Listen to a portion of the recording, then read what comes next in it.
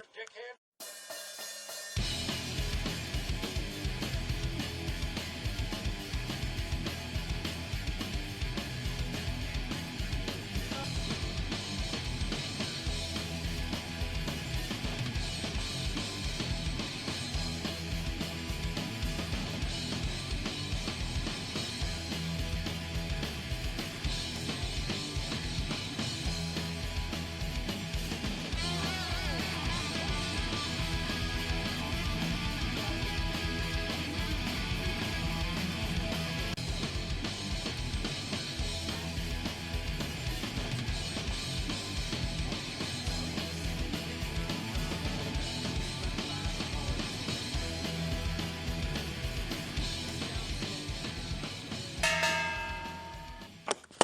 Hello and welcome to another edition of the Grumpy Old Man Wrestling Podcast. Rick Crab here in the studio with Chris Filito. Before we start, I want to give a personal note. Sometimes, folks, when we do these things, real life kind of interferes. After this episode, this will probably be the last weekly review type of episode we'll do, probably for a month. Basically, I'm looking for a permanent residence, a new studio, all kinds of good stuff, and, working on a few other things too, and because of that, I'll take up my time for editing and all that, and then when we come back, it'll be fresh, and I'm sure there'll be some news, unless there's something really humongous breaking out. Chris and I will probably get together to record about that, but other than that... Good luck with that, brother. Well, thank you. The other thing I want to break on is, this was broken Thursday. Well, hang on, let me get to that. Let me finish before we get to that. I know. Also, I want to mention too, folks, we are going to have a few other episodes. We are going to have a special episode. In fact, here's more information about it now.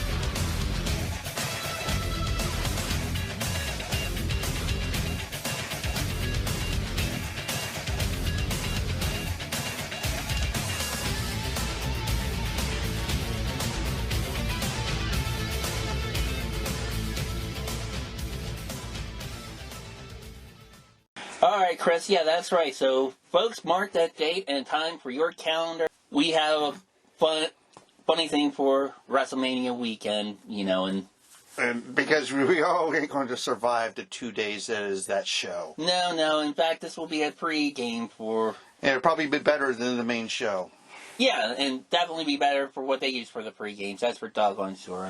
Because I remember back when they did the 1 day... Mm-hmm. And the pre-show was 2 hours and still had matches, and altogether you had 7 hours to sit through. Right. So even if you're midway through the card and you really don't want to watch that Matt Riddle match or that Braun Strowman versus Shane McMahon match or anything else... I'm going to the bathroom during that match. Right, exactly. Well, you might need to after watching our stuff for different reasons, but anyway. All right. Okay, so... What did you want to mention, Chris? This broke on social media yesterday or Friday. We're recording this on a Sunday that Road Dogg Jesse James had a heart attack. He's in the hospital right now, resting comfortably. Wishing the Road Dogg best of the best, man. Definitely. He's one of the innovators of the Attitude Era. That is for sure, and he's behind the scenes of NXT now. So yeah, he's booking. And from what his wife said, he has been taking blood pressure medication, so that could be a cause. Okay, well, plus a lot of wrestlers in the past have... The bump card has been full. Yeah, they've used other medications and some self-medications and all that. So regardless, look, we're not doctors, and We're not passing any judgment on the Road Dogg, but we just want him to recover. Damn it, Jim! I'm not a doctor or a wrestling commentator. Yeah, silence, Romulan. Anyway. Speaking of the Attitude Era, you want to talk about Peacock? Absolutely, yeah. This little bombshell you just dropped on me prior to the beginning of our recording session here. It's been widely known on every wrestling site out there, from Uncle Dave's been saying it on Observer to various YouTube channels, that the Peacock has been taking down what they consider suggestive material off the WWE network. Which means they took down the Roddy Piper promo before the Bad News Brown, and probably took down the match itself, where Piper was half black. And with the times they are now, they don't want to rattle cages. I don't understand that. The 90% of the ECW content probably will not air. Pillman Jr. went to Twitter Friday, I think. He says, well, I'm probably not going to see any of my dad's ECW promos. And a lot of shoot interviews, or their version of shoot interviews, too, probably had a lot of mature content that now you won't be able to. And people are forced, this is the only way they're going to get the network now. In the United States. Yeah. But eventually they're going to change to other services, probably in the UK. And Vince has 1 billion reasons to put all that shit on there. Yep. And he's using that billion to take a shit on us, it sounds like. So, as you got to remember, he not only owns his own footage, he owns WCW footage, ECW footage, probably the old NWA stuff along with the WCW stuff, AWA and World Class, and various other little rinky-dink promotions like Evolve. Well, Cornette said something about that recently, and I agree with him. I'm going to probably do it too. He said, if you're one of those that wants to get rid of all your physical media and go streaming, you might want to change your mind. You have old tapes, you have old DVDs, keep them. If you want to see the real stuff, see the matches that you finally remember, you want to hear the promos that you remember, I mean... The thing is, it's a slippery slope now because everybody's offended by everything, and they're going to try to play it safe. What can't they show now? And wrestling, I mean, WWE product is sanitized as it is. Past the Attitude Era. It's... I mean, nobody's going to want to watch. I mean, it's like basically... Yeah, and... I think we spoke about this another time, Chris. I mean, people were talking about how not all the content is coming up anyway. That might be a reason why. They're probably reviewing and saying, okay, what can we show, what can't we show? There's 40,000 hours of content they're combing through. And that's too much time on people's hands, basically. Well, Peacock has enough people they can hire to go through that, and what they're worried about is somebody being offended and somebody going on Twitter. Not only patrons, they're worried more about sponsors. You got it right there, because money and bullshit rule the world.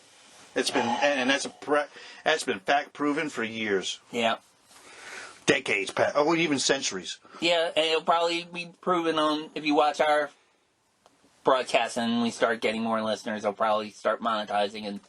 You'll probably get interrupted with ads.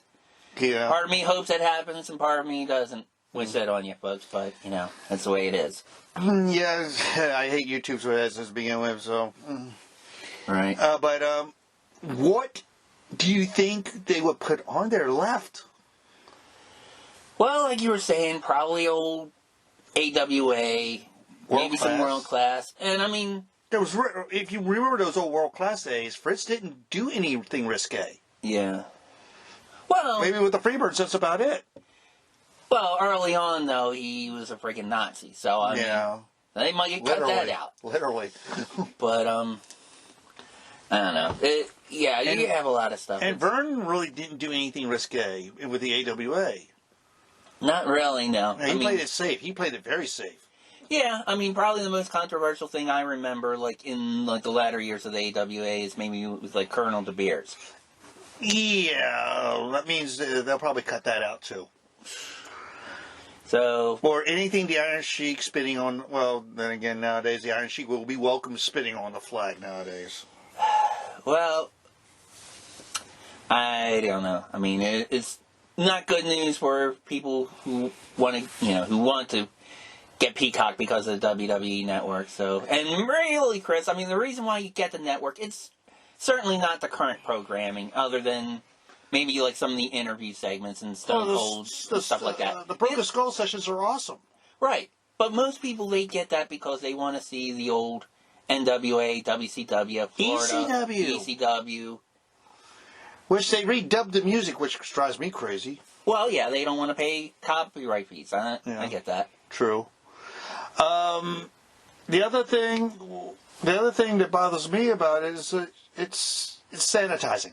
It's just basically sanitizing, and I can't stand it. It's censorship. I mean, it's doing what Disney's doing, where they're putting disclaimers before episodes of the friggin' Muppet Show. Turner Classic is doing that now with their old movies. I mean, My Fair Lady. I know you're not Gone with the Wind and all. I know you're not a big fan of Bill Maher, but Bill Maher has been rallying against the cancel culture, and basically, My Fair Lady has got a warning before it. Well, I guess it's an offense against women. I don't know. Why? Because she speaks Cockney? No, it's because it's degrading of women. You know, basically. It was made in the 1940s. Right. Well, I mean, there's a lot of things from the 40s, cartoons and movies, I mean, that relate to the Civil War, relate to how races were portrayed back then, too. I mean... Well, remember, they whitewashed a woman on Tom and Jerry is no longer a black maid, and now a white maid. Mm. And that's just... It drives me crazy. It drives me crazy about this stuff. I mean...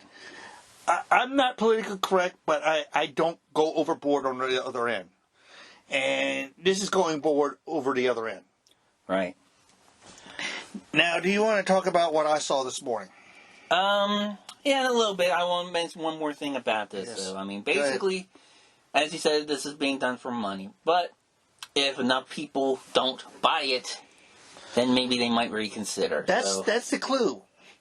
The customer is always right.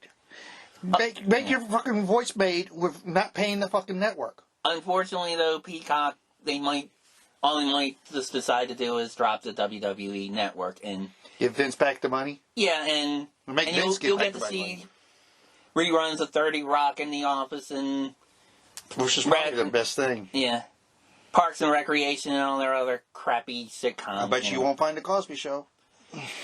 Nope, which is a shame because, I mean, that was their cash cow for a while, too. But, yeah, I can understand that, but whatever. Now, the Ring of Honor, I watched this morning. It happened Friday night. I usually don't watch Ring of Honor. Out of curiosity, I watched the Ring of Honor 19th anniversary pay-per-view show. Yeah. It was here in Baltimore. Mm-hmm. Empty arena, no piped-in crowd noise. Right. None. Yeah. Overall, not a bad show. Okay. Not a really bad show. Couple of things I came across one was the commentary team. It was Ian Riccaboni, Caprice Coleman, Rocky Romero, who does New Japan.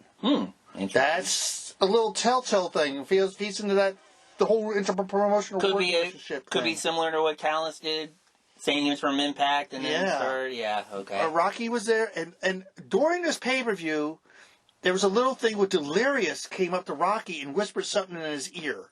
Rocky won't tell you what it was, but it was something whispered in his ear. No, Delirious is that type of shit, you know? But remember, Hunter Johnson was the booker there. That's his real name. And we don't know what was said to Rocky. Something too sweet, maybe? I don't know. Does Ring of Honor still have a relationship with New Japan? Oh, we'll find out. Yeah, we'll definitely find out. Now, it opened up with Kenny King, the TV title, which was supposed to be Dragon Lee, but he's hurt, and Kenny King stepped in his place. The Los Ingob, whatever the hell it was, the Mexican faction. Your T-shirt, yeah. My T-shirt, yeah. Against Tracy Williams, Hot Sauce Tracy Williams, who you've seen. Mm-hmm. We got a new champion. Great match. Oh, no. Great match. And Kenny's an over-the-board heel. I mean, he is really over-the-board heel. Oh, yeah, yeah. And he's a great heel. Yeah, I saw him. I was watching them last week on the ROH syndicated TV. Yeah, he is. Flip Gordon, who they're now calling the Mercenary. Apparently has a world title shot in his back pocket. I don't know. Like I said, I don't watch the show. Right. I don't know how he beat Mark. He was against Mark Briscoe. Briscoe won over the Froggy Bow. Oh boy! Bang bang. Then we had Dalton Castle, who I thought was leaving the company because I think his contract is up against Josh the Good Woods. Dalton beat him, and by help of Silas Young. Because Woods has been with Young for a while, even before I was watching it. And they were like the last real men. And Silas was like, this is your last lesson to be a real man. He caused him to lose. One of the matches of the night was Jay Briscoe and EC3. Jay hit the Dre Driller like twice. And it was awesome. It was a great match. And Jay's a workhorse. Right. And I looked him up, and I was like, he's 37 years old. How do you get that grade that quick? Yeah. Oh, it's very easy. Yeah. But EC3 has signed a contract. He's going to be staying there. They had a Mexican three-way, which sounds like a dirty thing to me. Yeah. They had Ray Horace versus Flamita. Flamita? Yeah. And he's from MLW, right? Yes. And Bandito. Fantastic match. Another second match of the night for me. It was Bandito winning. I forgot what was the move, but it was a great match. It was like a flippy-flop shit. And Harus is also on MLW as well. So again, feeds into that interpromotional thing. Yeah. But keep in mind, MLW...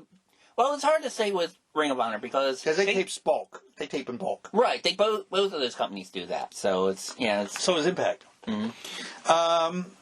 Then the uncensored match, which was a cinematic match between Vincent, former members of the Kingdom, Matt Taman versus Vincent, who was supposed to be that horror king gimmick.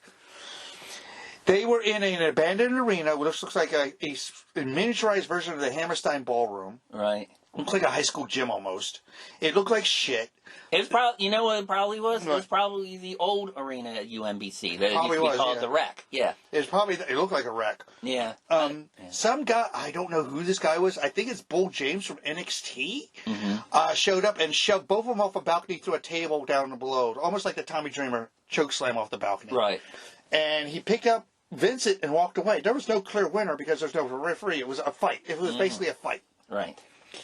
Then we had an interview segment with Maria Bennett Canales, whatever her fucking name is. And she's now a member, quote unquote, of the board of directors now, on Ring of Honor. And she's talking about bringing back the women's title because I think the last one was Kelly Klein, and she left with the belt when she left disgruntled. Gotcha. And that brings out the Allure, which is Mandy Leon and Angelina Love. Angelina brings up, I'm a 7-time world champion. They even say the word Impact. They even said the word Impact with one of the guys on the card, EC3. Right. Because they say he's a former Impact world champion, which he is.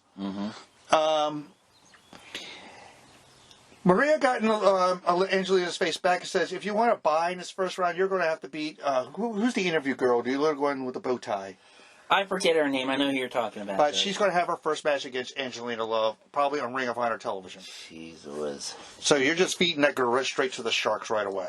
Yeah, pretty much. Well, and it's probably a storyline to have her come out of the announcer girl come out of her shell and turn into, Because I think she's kind of cute with the bow tie and the glasses. Yeah, yeah. And she's over enthusiastic. And she's like the preppy little, Kind of reminds me of Leva Bates a little bit. Kind of, yeah. Then we have the Pure Wrestling title match with Jonathan Gresham. And do you remember what the Pure Wrestling title rules were? No, it is almost like it was rope breaks. There's no closed fists and something else. I forget, but you get 3 rope breaks, and afterwards they can submit you if you're on the ropes. Right. Against Dak Draper, who this guy is 6'5" and chiseled out of stone. Gresham pinned him with Gresham's moves. He comes out wearing an octopus mask now. Okay. Because they call him the Octopus. Right. Then we had the tag title match with Tracy Williams again and Rhett Titus going after Bestia, who is the father of Roosh. And Kenny King. We have new Ring of Honor Tag Team Champions, and Tracy Williams and Rhett Titus are now part of the Foundation with Jay Lethal and Jonathan Gresham. Right. Then we had a world title match. Rush against Jay Lethal. Great match. Mm-hmm. After the match, Rush's faction gets attacked by Brody Lee and his new faction. His new faction is Tony Deppen, who used to be in CZW. Mm-hmm. 100% Deppen. Chris Dickinson, who used to be in CZW. You remember him because he went infamous on a viral video about 3 years ago for powerbombing Kimberly into a turnbuckle. Oh, geez. Do you remember that? No, I don't actually. Yeah, he became. Her head. She was supposed to go clear the bottom turnbuckle. Her head hit the bottom turnbuckle, and you almost see her look like her neck snapped. Mm. It's a Perusa bomb. He actually threw her. Wow. Yeah. Chris Dickinson, the Dirty Daddy, and the return of Homicide. Nice. And he did hit what they still call it to this day the Cop Killer, the Gringo Killer, whatever it's called. Mm-hmm. On I think on Roosh. Right. And that's how the show ended. I don't know what Brody King's new faction is going to be, but it looks like it's going to be faction after faction after faction, like 34 factions in Ring of Honor, like it was in the old days. Gotcha. And I don't know. Again, I don't know who's booking it now. And I don't know if it's Delirious or he's one of the booking committee. Right. Then we could go back to Tuesday, if you want. And the promo heavy, interview heavy, maybe 5 matches on fucking Impact. Well, hang on. Before we do that, we were watching Raw when we recorded our last episode. Anything notable about that you want to mention? Oh, we're going to have the Rhea Ripley contract signing tomorrow night with Asuka. Right. And we're oh, do you want to talk about the Randy Orton's wife thing? Well, I think we mentioned that last week, where it's basically she shitted on that angle, and from what I'm hearing, it's a 100% shoot. Yeah. I would even mention this on here. Would you rather say no to the man who's signing your checks, or face an angry wife? That's a no-win situation. Well, I don't know. I might feel differently if I were married. I'd probably take the chances with the wifey because, Vince will pay me enough I can get another wifey, but maybe. Yeah, but well, Randy's on his second wife, and he's got 4 kids with this kid. Oh, okay. Wow. Speaking of which, I watched the Broken Skull sessions with Randy Orton. It was an hour, 43-minute interview. Mm-hmm. Great interview. He will not touch on the areas where he had his dark periods, where he almost got fired several times. Well, it's not my business anyway. He doesn't talk about. He barely touches on the 60-day suspension. Mm. But he talks about growing up with his dad and his dad getting him into business and seeing his grandfather wrestle. I think he still has the cast from his father. Oh, okay. Yeah. That cast that he wore for like 10 years? Yeah, he talks about being the babyface when he broke him in, and with those... he was a good promo guy, but he wasn't a good in-ring guy back then. And how he evolved, and how Edge became his real-life best friend. Mm-hmm. Okay. And it's a really good interview. It's a really good interview. Now, sticking to WWE, you want to talk about the new Hall of Fame inductees that just happened? Oh, which one? The one I like or the one I hate? You can pretty much know which one I'm going to hate. Well, let's see. There are a few of them. You have RVD went in. Is that the one you like? No, that hasn't been confirmed yet. Okay. Sabu let that loose, so it depends on the source. I thought I saw a graphic actually from WWE, but I could be wrong. Great Khali is in. Yeah, I was going to mention him. Okay. Well, they have their little quota template. They have to have somebody who's posthumous, so... The thing is, he was only in the company, 5 years? Maybe 5 years? Yeah. Who would induct him? I would put Adam Sandler because he was in the remake of The Longest Yard. Yeah. Is there anybody alive left from the Oddities, maybe? Oh, Callus. Yeah. The Clowns. Yeah. Oh, yes. Yeah. The Clowns were part of that. Mm-hmm. And speaking of the Clowns, that we mentioned before, the GrumpyOldMania watch party coming up. Yeah. I'll let a little cat out of the bag for that. You will see the Clowns in one of our mystery matches for What was the other one that I can't remember? Or I should say you'll hear from the Clowns. Yeah, which other one was Molly Holly, Eric Bischoff. NWO. NWO, that's from last year. Well, yeah, they're combining. Dave Batista backed out. Interesting. Batista backed out. I don't know why, but he backed out. Huh. Maybe because he's busy filming Guardians? Yeah, or another movie. He's been doing a lot of movies besides the Marvel stuff, but the Marvel stuff's probably his. This is bread and butter right now. Yeah. But I can't remember who the other one was because they introduced two of them this week. Right. Oh, Kane. Yep. Oh, yeah, there you go. Kane, before Undertaker? Well, Undertaker hasn't... He's sort of, kind of retired, but yeah, I mean... Mark just turned 56. He's retired. Right, but not officially. I mean... He said goodbye at the Survivor Series. That's only because there were COVID and Vince didn't have any more matches to go to backward Arabic countries, you know? Yeah. Because the money man over in Saudi Arabia is a 90s spark. Right. And all he wants to watch is he wants to be nostalgia. Mm-hmm. Who should induct Kane? I'm thinking Daniel Bryan. That would be a good choice. Undertaker, I think. Drew Carey. Remember he? Oh, no. You know who would be good? Who? Pete Rose. Yes. Yes. Wasn't he got chokeslammed maybe twice by Kane? Oh, yeah. X-Pac. Yeah, he was. Remember, they were partners. Yeah. Back when he used the voice box. Right.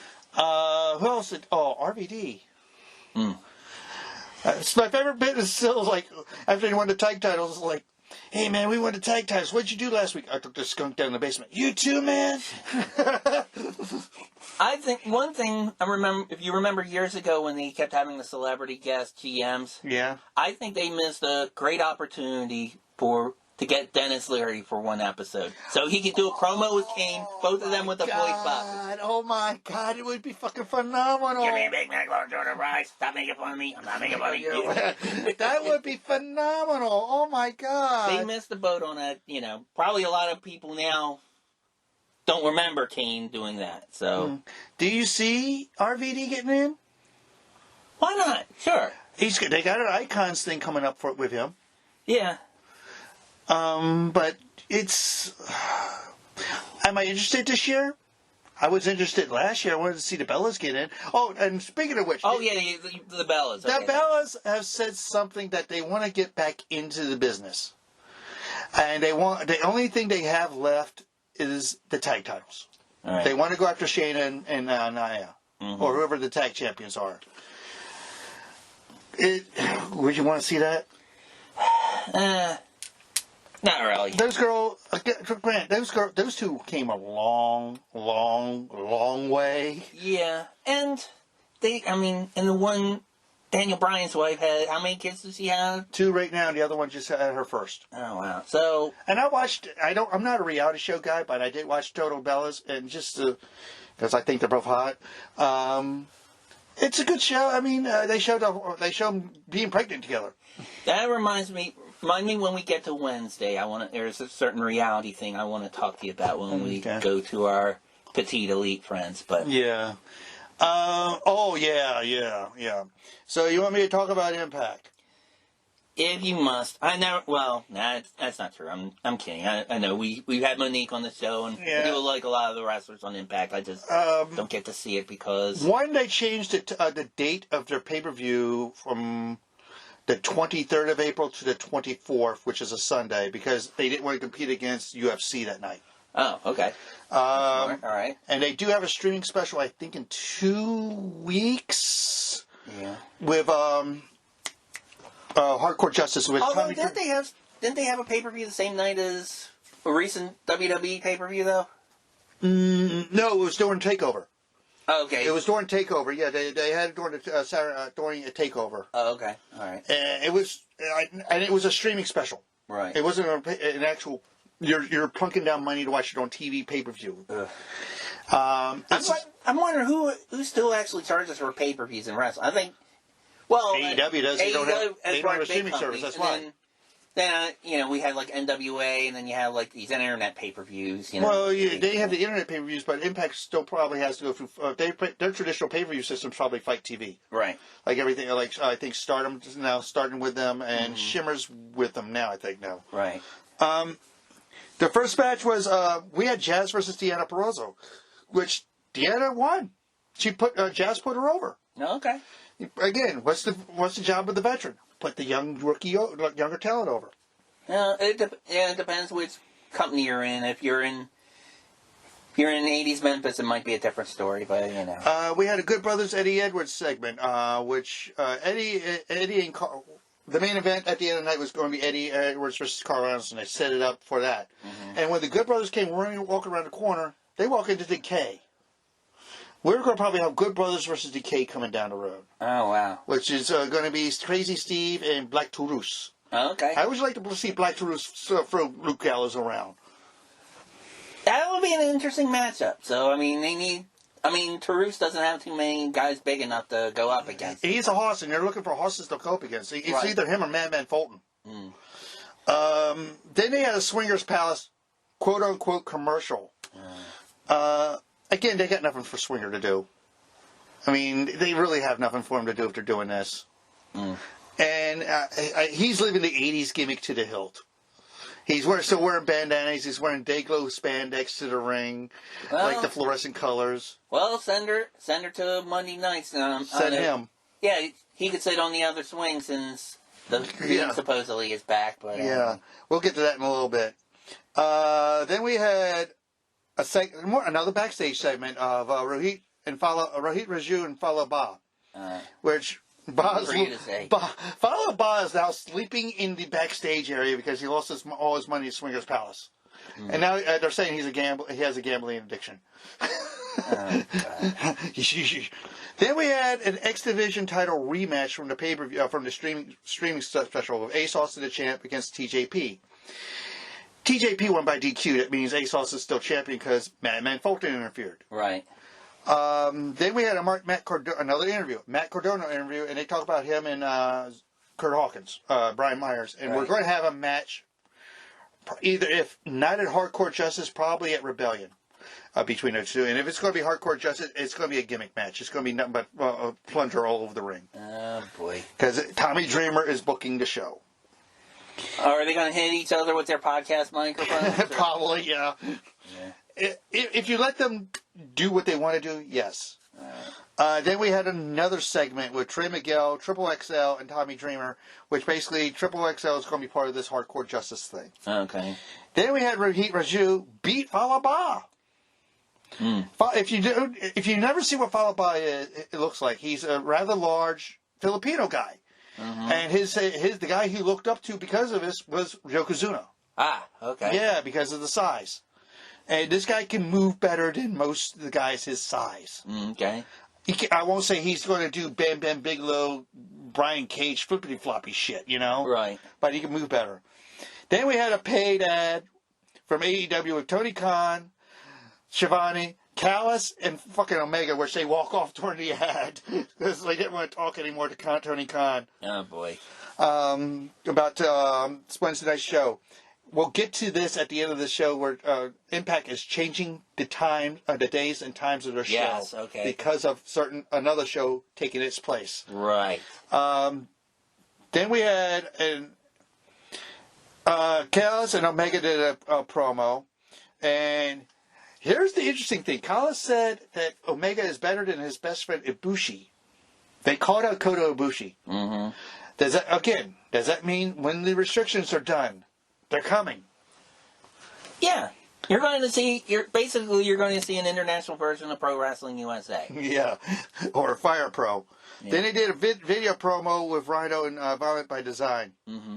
Then they did another promo of Havoc, Nevaeh, Fire, and Flavor. Then Asa Romero from Triple XL went up against Trey Miguel, which Trey Miguel won with the help of Sami Callihan, which he's feuding with. Ah. You explain that one. They did a Rich Swann interview. They did a James Storm Chris Sabin interview. Then they did Carl Anderson versus Eddie Edwards, where Carl Anderson won't beat Eddie Edwards because of Luke Gallows. Okay. And they did a FinJuice video promo saying they are going to be at Rebellion and they're going to defend the tag titles against the Good Brothers at Rebellion. Okay.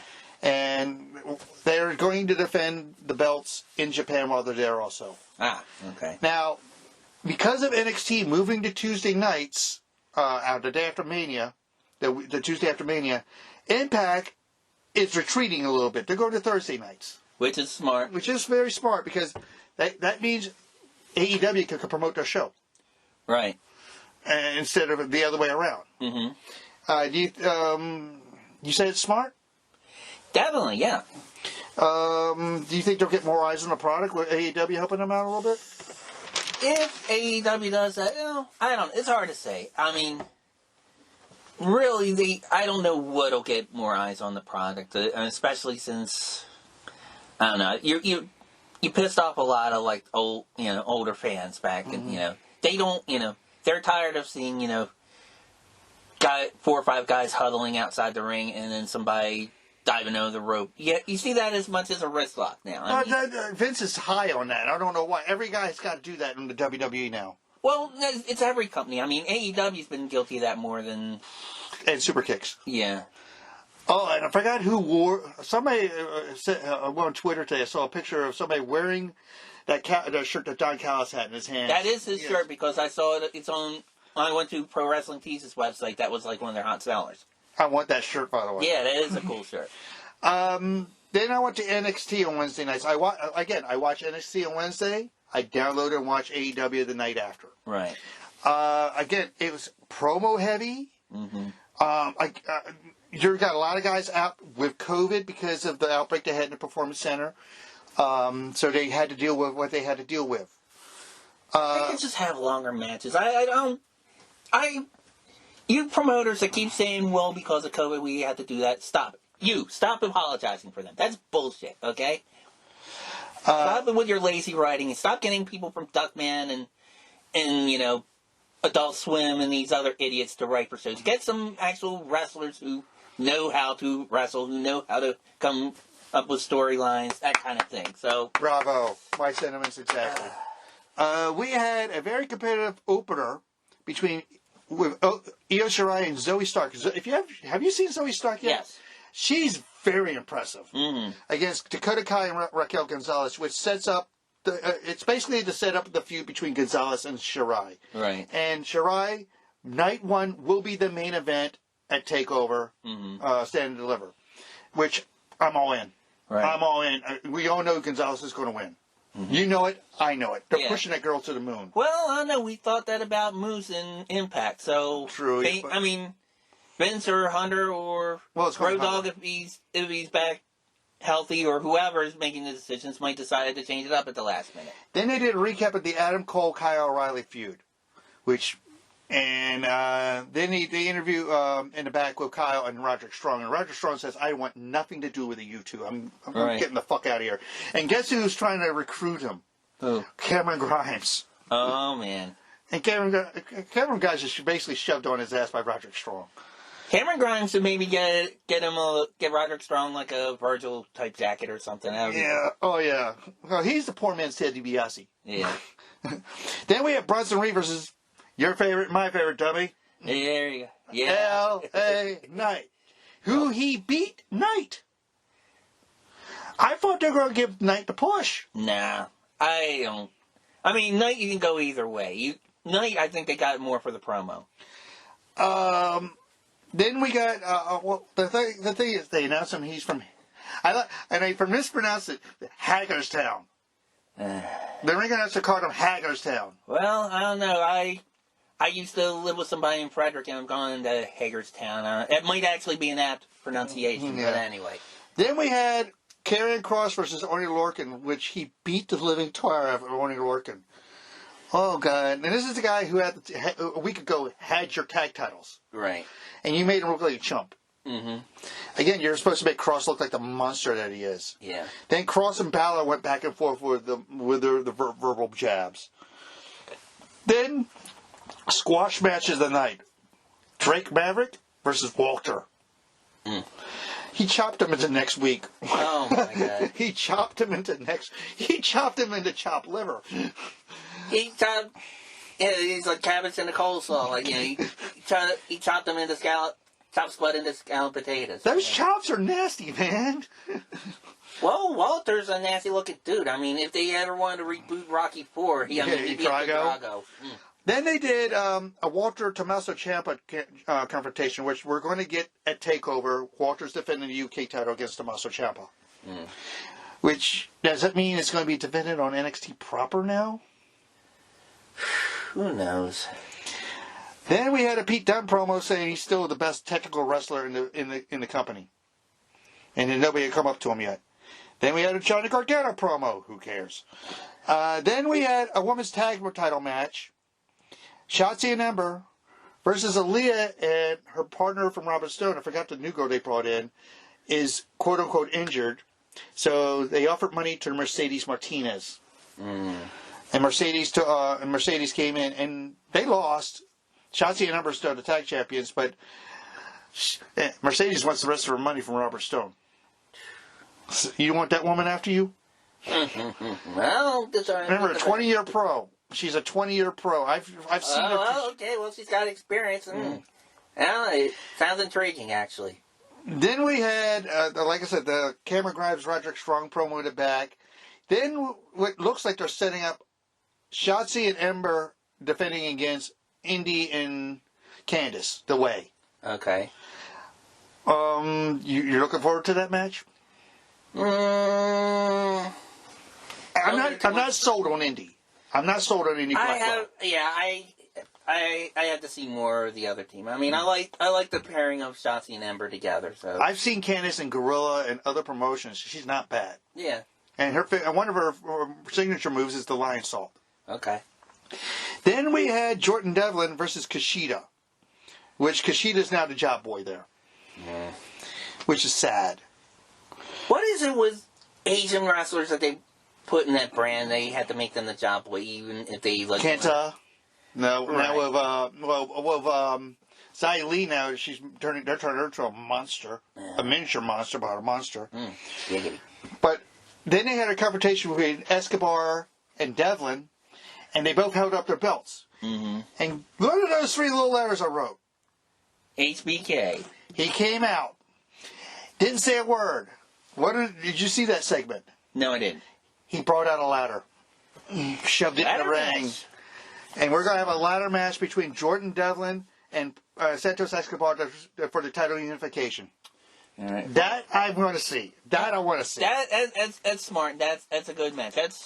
Now, before we get to our petite elite, one thing I want to say with NXT, I hope to God, because they lost in the ratings consistently to AEW, that I think they beat them once, and it was Halloween Havoc.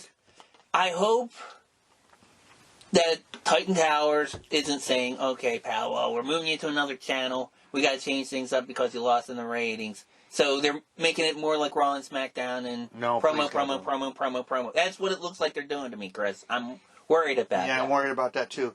Because, like I said, when NXT broke loose and I started watching, I thought it was the greatest thing since sliced bread. Well, not at first. When they were when they were FCW? Well, when they actually turned into what they are now. Back in the very beginning when it was more of a reality show. And plus, the fact they replaced ECW with that. That was another thing, sore spot. It's like, all right, what is this shit, you know? Now, do you want to talk about the other show on Wednesday night? Let's do it. Kenny Omega versus Matt Sydal. What you think? Great match. Even though we're both not high on Omega. Not high on Omega, and there's also somebody else I'm not high on that I thought had a good match, and we'll get to that. Okay. Sydal's been around a while. We remember him as Evan Bourne from WWE, and wasn't he the Raw Tag Champs at one time with was it R-Truth? It might have been. His brother's there as well. Yeah. So it was a great match, and then we had the Dark Order interview and a promo. Was it with Adam Page? It was about John Silver getting the title shot. Right. Well, Adam Page came at the end. He's at the bar. Well, he said, listen, man, no matter what happens to you, what happens in this match, we're proud of you, that kind of thing, you know. Yeah. Then we had Cesar Bononi versus Adam Page. You take on that one. It's a squash match, basically. It was a squash match, although Cesar Bononi, he's been more on the YouTube shows, The Dark and The Dark Revelation. Yeah. I've yet to see an episode of the new AEW Revelation. Yeah. Then we had the Lance Archer vid promo. He called out Sting? He did, but let me finish about Benoni. I mean, the guy looks like he'll be a good talent. I expect him to get a push probably within the year. Was he a Vince throwaway from NXT? He looks like he could have been. God knows. I mean, that dude looked like... I mean, if he didn't, I mean, if he didn't go to GNC and, like, you know, artificially enhance himself somehow, you know, it's amazing. But anyway. Okay. So Lance Archer, yes. I think, did he cost Sting? I think he did, yeah. Then we're going to see Sting versus Lance Archer? I think they're pushing that eventually. Maybe Double or Nothing? Yeah. How many bumps has Sting left out of his bump card? I don't want to see that, really. He's 61, 62.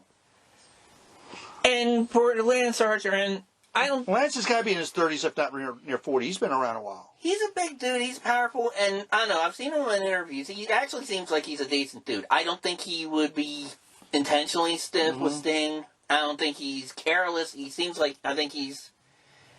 Despite the fact that it looks like he's killing people, I think he is safe with people in the ring. The walking the rope shit, I'm amazed with. He reminds you of The Undertaker a lot. Right. Now, the X interview segment I loved. It was Britt Baker. Yes. She's furthered her stock with that interview. And calling out Mick Foley.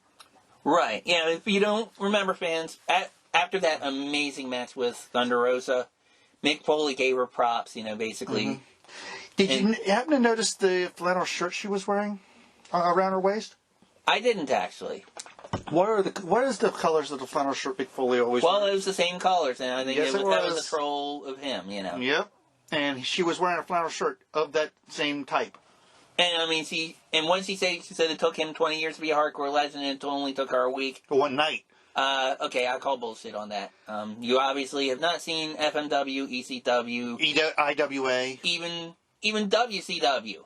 I mean... Well, the hardcore match with Orton. He had it, Backlash. Right.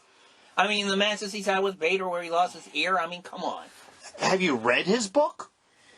Which one? He came out The first one where he talks about all about going up to where he lost his ear. And he talks about his ECW days. Yeah. And the man's a legend. Right. But this is the Britt Baker heel thing.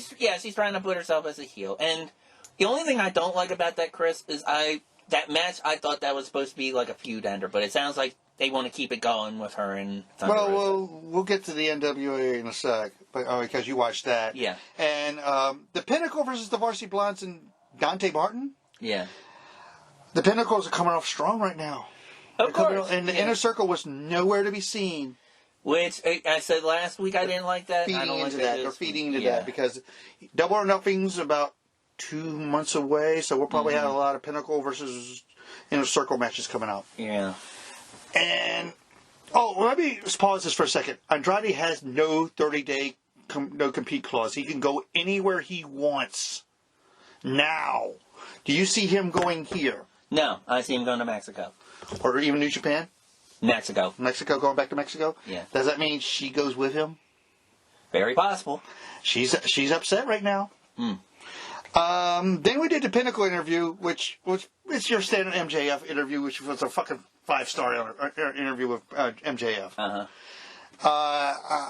What was he doing? The introductions of everybody in the team? Well... No, that was the week before. That was the week before, yeah. What was the interview segment? No, basically, he called out Inner Circle, and then Shivani said, darn well they're not, they're still hurt, so whatever. Then we had the Team Tiz vid promo segment, which Brian Cage is going to break away from that faction. Yeah. Remember, he said, who better? Yeah, because he was basically saying what Taz and everybody else wanted to hear, but he had the look on his face like, What did you think of the QT Marshall segment? Meh. We're going to get him against Cody? Yeah. Next week? Yeah, I mean, it's basically... Cody coming out with a headset. Taking the headset off. Yeah. I mean, that's... that's going to happen. I mean, it's... I mean... it kind of reminds me of the old Andre Turn with Hogan. I mean, everybody knew that was going to happen, but... Except for supposedly Hulk Hogan, whatever, Yeah. Then we have possibly the second match tonight to me was the Young Bucks and Brandon Cutler versus the Lucha Brothers and Laredo Kid, which is phenomenal. This was the match I was referring to. I am not a fan of the Bucks whatsoever. However, I think some of their best matches have been with the Lucha Brothers. It depends on your dance partner. Yeah, they are like peanut butter and jelly. And if you remember the early days of AEW, they had the ladder match. Yeah, and they feuded for the AAA belts before they even had their own belts, and then I think they wrestled each other in MLW a few times, and probably some other promotions too. But yeah, that was a good match, you know. And Brandon Cutler ate the pin like we all knew he would. Yep, and then this is my thing with AEW. I'm kind of getting tired of this. You don't have to have an attack or a squash or anything after every single goddamn You talk match. about the Kenny Omega thing afterwards? Especially with him, yes. I mean, he's confronting Laredo Kid, which it's interesting to see him because you mentioned I watched MLW.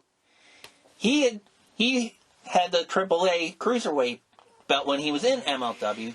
He dropped it in a title versus title match about a month ago to Leo Rush, who now has AAA's Cruiserweight and MLW's middleweight belt. So I think basically they did that so I guess he can devote more time to Omega. Maybe this feeds into Laredo and Omega because of what happened at Triple Mania, because it was them two against for the Omega title. Right, there, and then I think early days of AEW, I think, if you remember, they were doing that storyline where Omega kept having that long losing streak. Yeah. And Laredo was part of that. Well, what'd you think of the Bucks walking away for not doing the Too Sweet? Whatever. You don't care? No. And I'll tell you the truth. I mean, this whole thing about the Bullet Club, I know you were excited about. Bullet Club America. I could give two shits less. You're pushing a fucking t-shirt. That's all you're doing with the goddamn Bullet Club. That's why I'm not wearing theirs. I'm wearing the LIJ shirt. I mean, Bullet Club has some cool gear, but you know what? I mean, what's next? What are they going to push next? It reminds me of WCW when they were pushing Ruse. I mean, come on, man. Yeah. People are getting all excited and nutting about, the fucking Bullet Club. It's like, oh my God, are they going to come to this company? Or are they going to come to that company? They can come wherever the hell they want. The Tongans are going to hit somewhere soon, so. Yeah. It depends on what happens with whether Japan wants to keep treating our country like we're the stinky kid in school. And then it's nothing to do with wrestling. It's everything to do with real life and the stupid pandemic and everything. Well, when Maki Ito came over after 44 hours of being in New Japan in a Yoshi Girl match, and there was no 2-week quarantine with that. Like I said, Chris, I think it's a double. I think here it's laxer than going over to their country. I know this because I do the baseball show and, cover games in Korea, Japan, and Taiwan, and they're... Traveling among the countries there? Right, yeah. It's Japan, unless it's for business, you can't go over there. And what'd you think of the Mox Kingston promo? Okay, well, Kingston's leg in a cast. That was a good... Well, I mean... And he actually even mentioned the words Bullet Club, not Super Elite, Bullet Club. Yeah, exactly. Well, it's hard for those guys to have a bad promo. It really is. Yeah.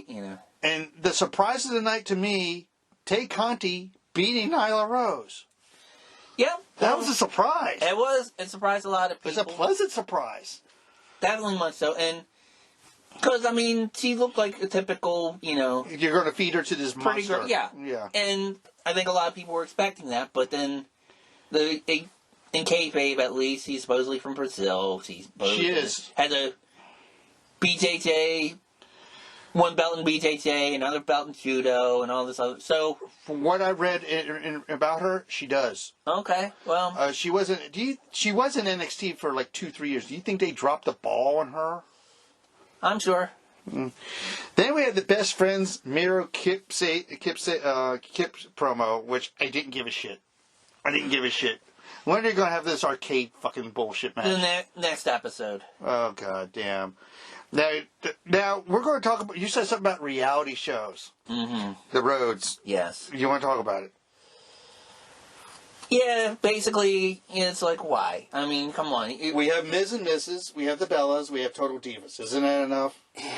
Yeah, well, it's because it's on channels that have relations with the WWE. TNT obviously does not. But it's like, whatever. It's just to stroke their own egos. And it's also... Cody's ego. And it's to give Brandy something to do, I think, more so. But while she's pregnant? Yeah. Mm. And... Because they saw the ratings jump when the Bellas did theirs about pregnancy. Okay, whatever. I mean... They probably pitched it to somebody in TNT, and the dumbass in TNT probably go, okay, I'll do it. Yeah. Okay. Well, there's one thing I wanted to ask you about with that network. I noticed they advertise, even though it's owned by AOL, Time Warner, Warner Brothers, yada, yada, yada. They show ads for a show on TBS called Wipeout. With John Cena.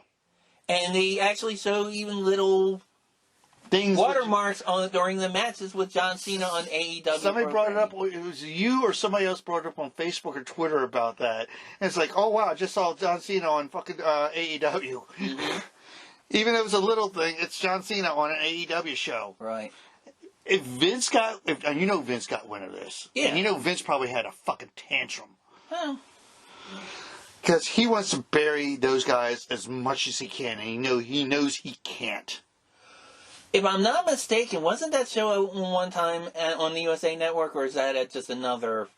I think it Japanese was, and wasn't that hosted by The Miz? Yeah. I think it was. Either that or it was another one. They have like several of them like that. They all want to copy Ninja Warrior. Right. And like all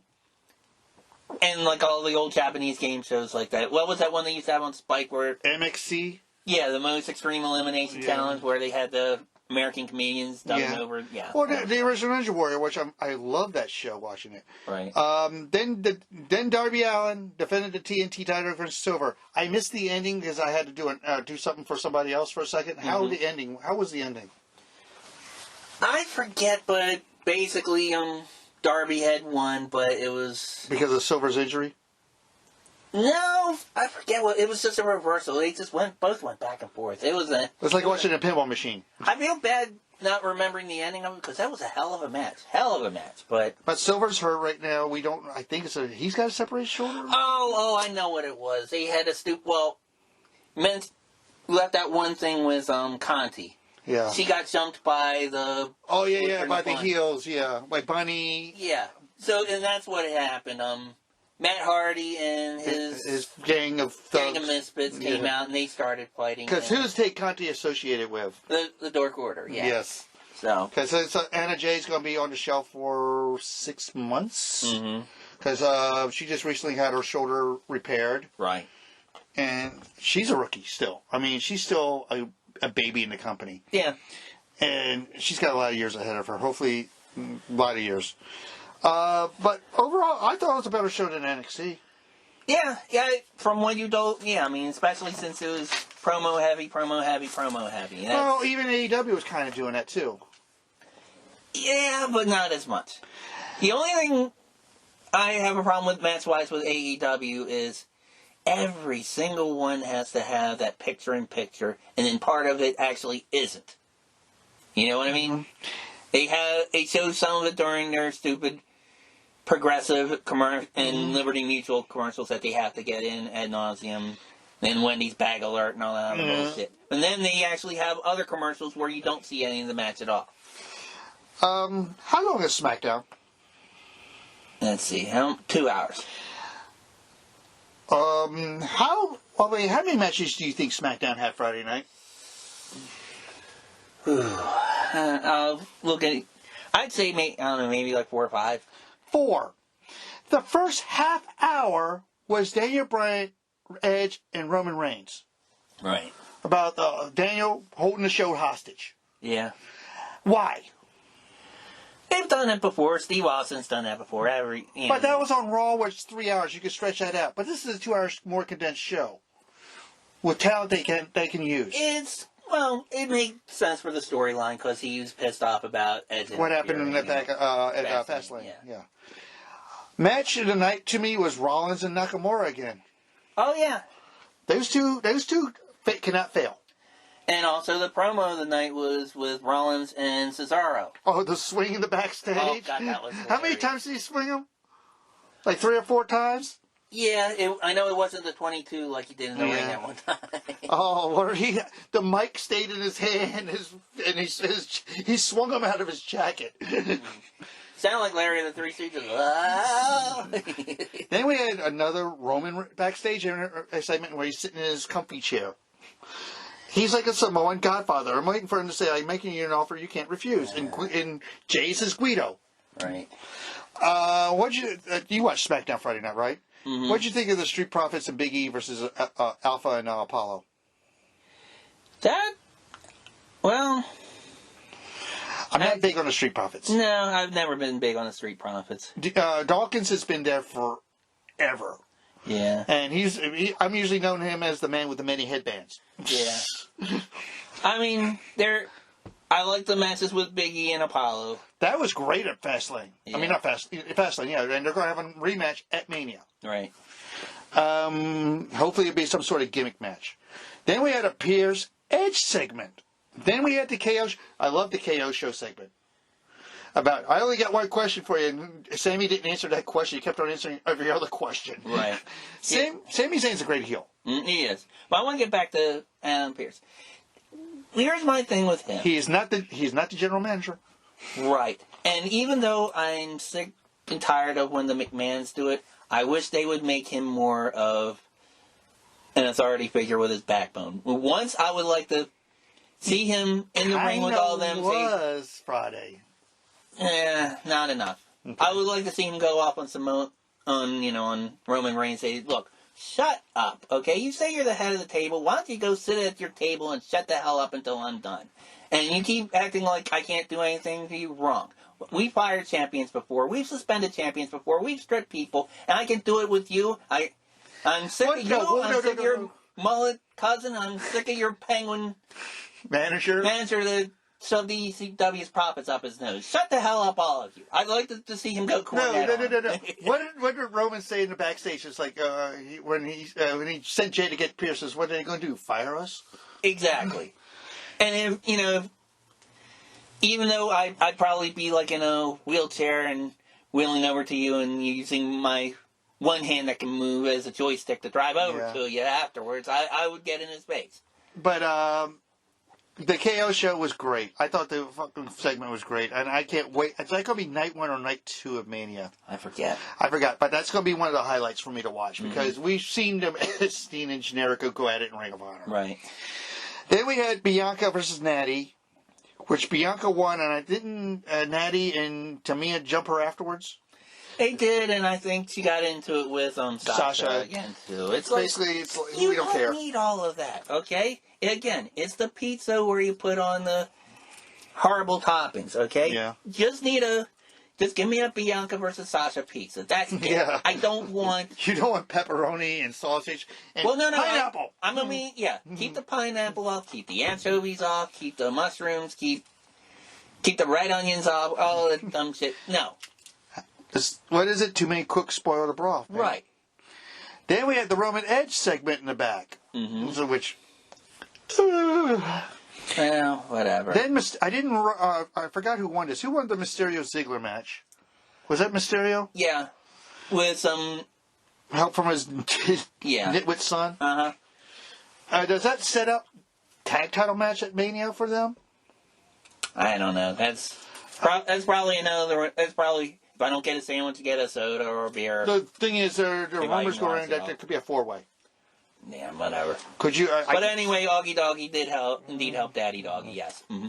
So again, it proves that they have no tag division in any show. Both those shows have no tag division.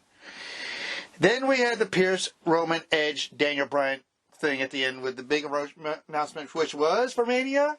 Triple threat between Daniel, Edge, and Roman, who everybody knew. To me, it was announced a week before that. So. Right. Well, the thing is, Chris, I mean, the storyline wasn't too bad for this. I'll tell you, it reminded me of an old episode of Columbo, where it was a reverse whodunit. In Columbo, you watch it, you see 5 minutes, you see Dick Van Dyke or whoever the guest villain is kill somebody in 5 minutes. And then the rest of the episode is Columbo. I got one more thing. Right. Basically warming up to the guy, deluding him into thinking that he's, just a bumbling idiot, and then you find out that, he put together exactly how, and you see how Columbo figured it all out. That's what this was. Well, yeah. But wait, it's them being them again. Exactly. It's Vince being Vince, and Vince will be all over the place. Still, though, it had the best matches out of the three brands, though. Dax Hardwood, I'm reading this now. Dax Hardwood says he doesn't use leg slaps for his kicks. Does this mean his kicks are connecting? Yeah, okay. Let's see now.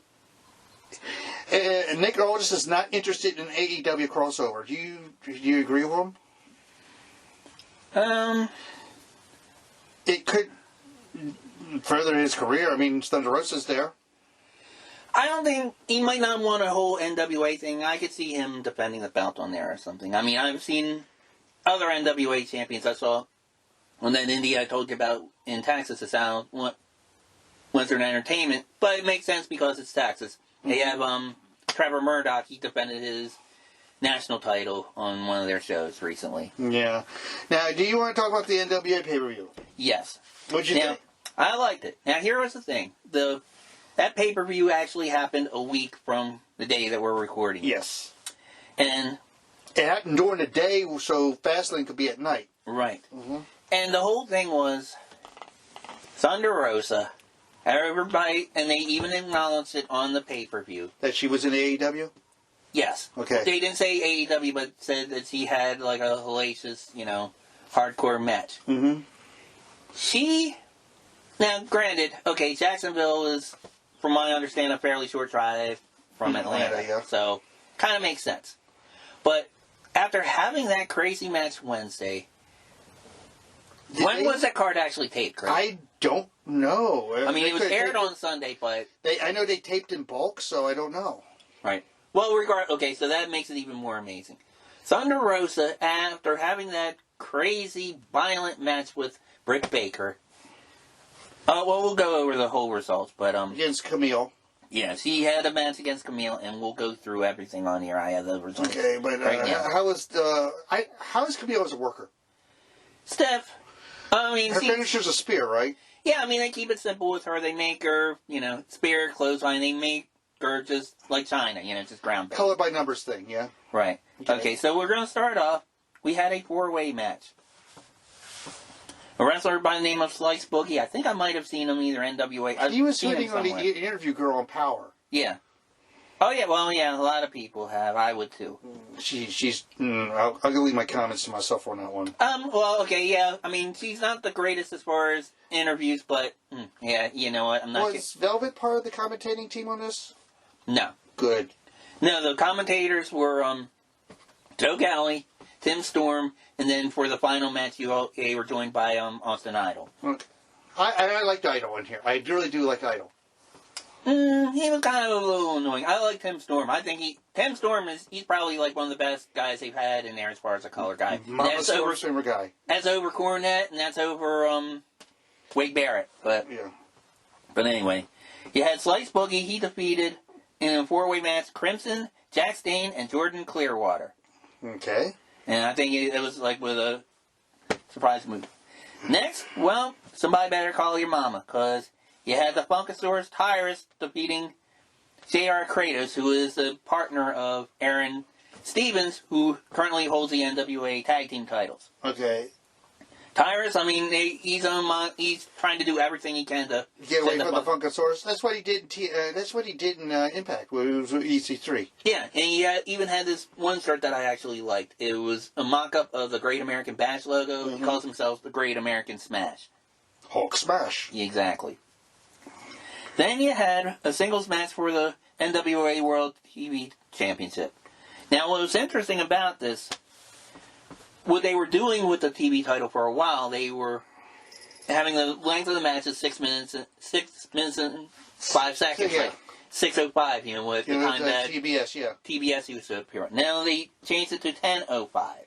Okay. And that might be because that's the time they're showing it on Flight. I'll have to look for sure. But anyway, Elijah Burke, the Pope, he had a time limit draw with Tom Latimer, the significant other of Camille. Yeah. Former NWA tag team champion. Latimer used to go out with Charlotte, too. I think they were married.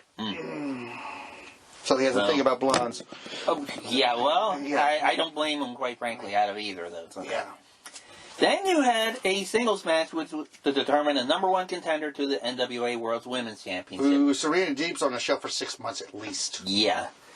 And that was between Camille and... Our favorite. You're my favorite, Thunder Rosa. Well, yeah. And God bless that woman.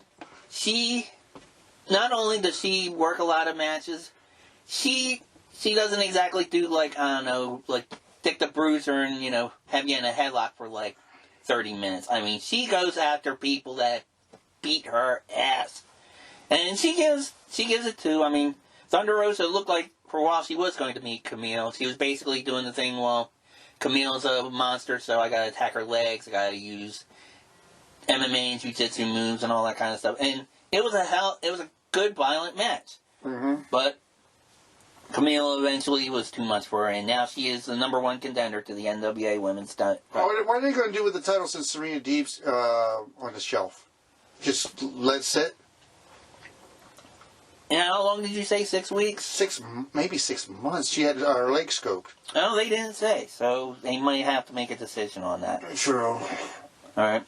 Then you had a match for the NWA National Championship. You had Trevor Murdoch defeat Chris Adonis. Chris Masters. Yeah. Yeah.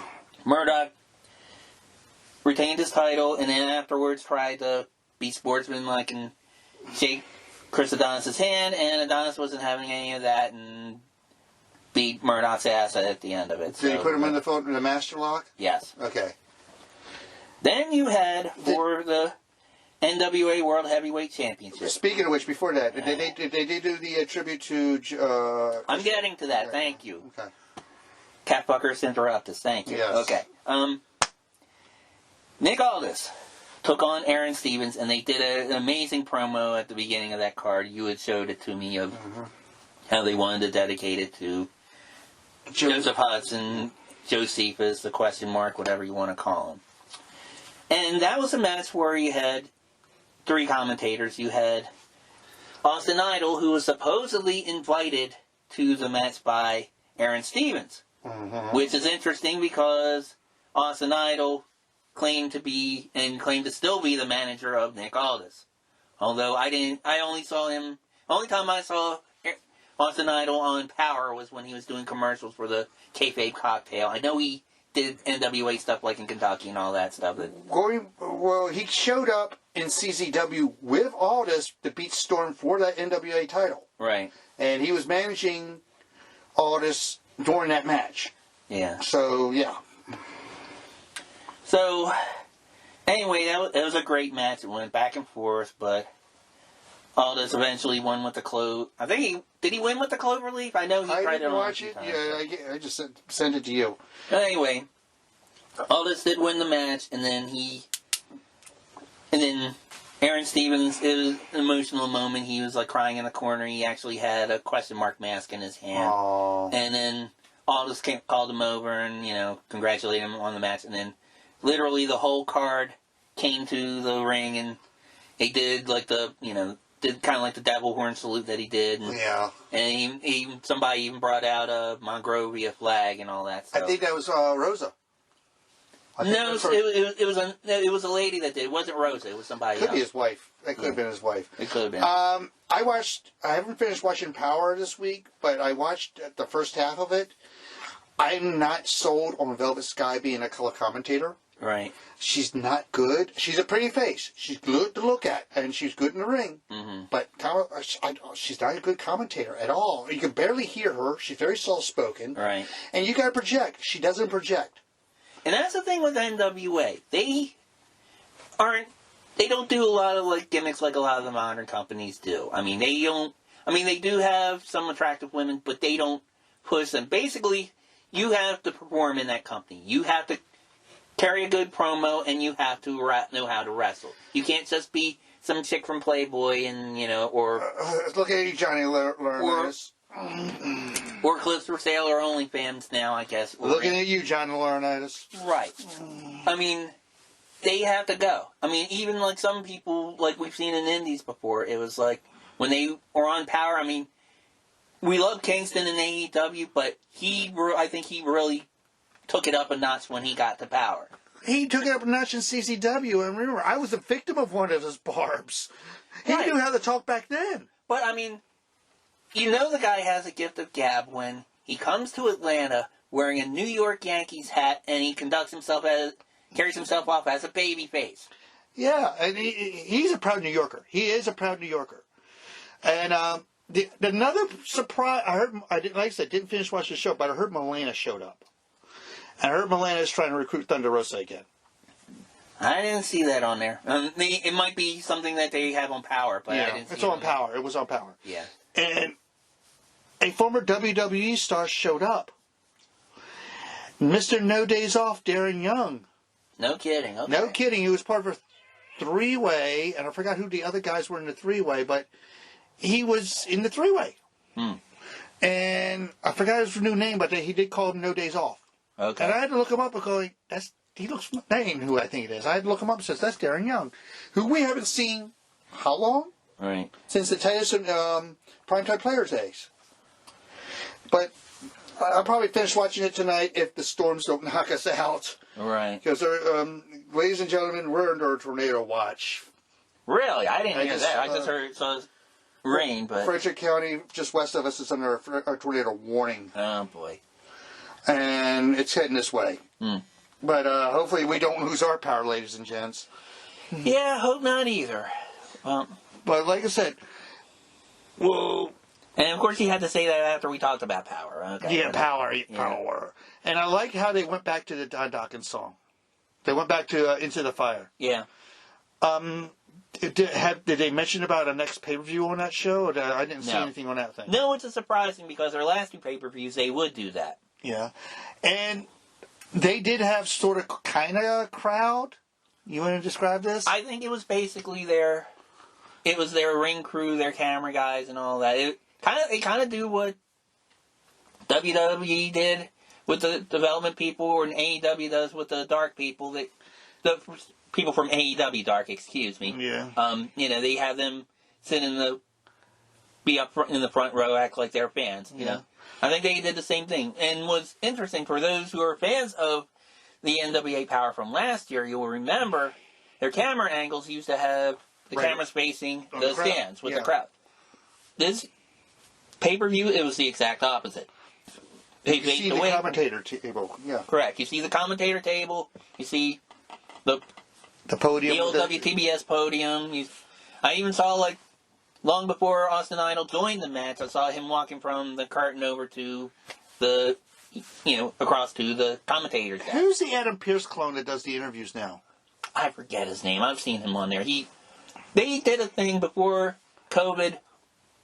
Took Power off the air for a while. They were doing a thing where it was almost like a Tough Enough kind of competition. He was the host of that. And they even had, one episode I remember they had Nikita Koloff actually bringing in a tag team and managing them. And no shit. Mm-hmm. Damn. Billy Corgan is a buff for the nostalgic, as you can tell by watching the show. Right. He was there trying just to tell everybody, just be the crowd. Right. He's the boss. He signs the checks. Yeah.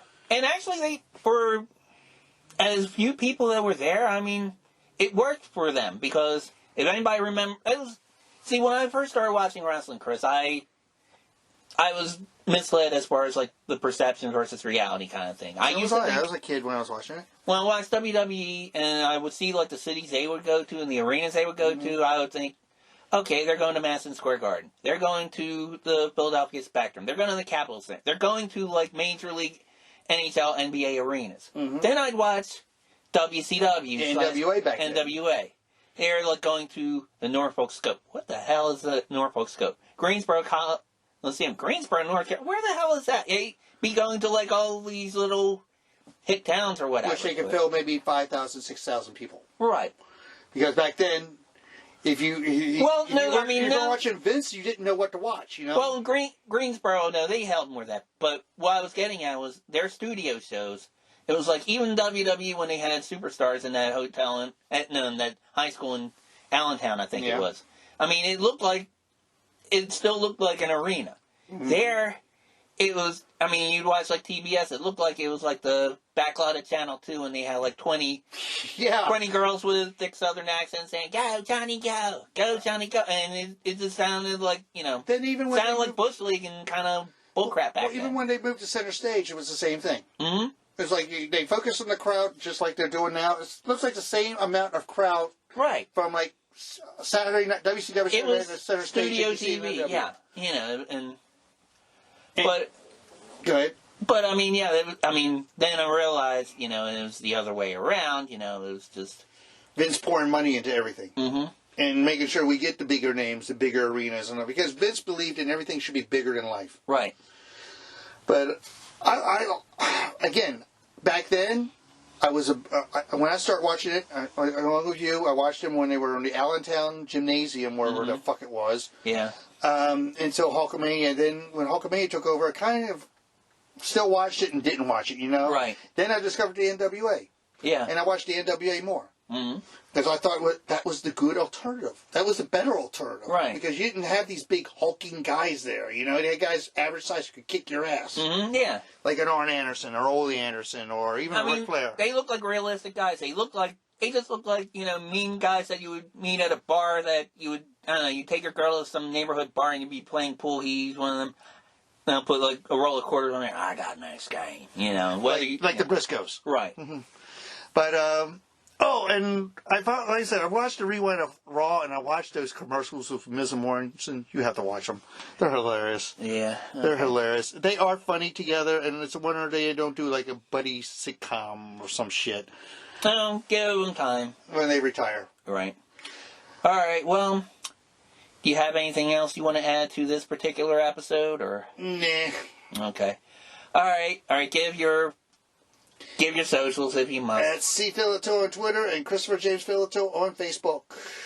Okay. And folks, follow him, all right? And we need you to like, subscribe, share the videos. We need more viewers. I mean, Chris and I can only do so much to promote it. We work hard on this show. I mean, he's the editing guy. I do the like. We need your applause, and if we don't get it, I mean, what's the sense? Yeah, exactly. So, but like I said, folks, this will probably be the last weekly review show we probably do for a month, but we will have the Grumpy Old Mania coming up, and we'll have a couple of other episodes we're going to do. Bonus content, maybe, and also, but no, we're going to do some. Like I think I mentioned in another episode, we'll probably do some movie reviews. There's a couple movies. It's like our show being on DVD, and you get this bonus content on DVD. Pretty much. Okay, all right, folks, we'll talk to you next time. See ya!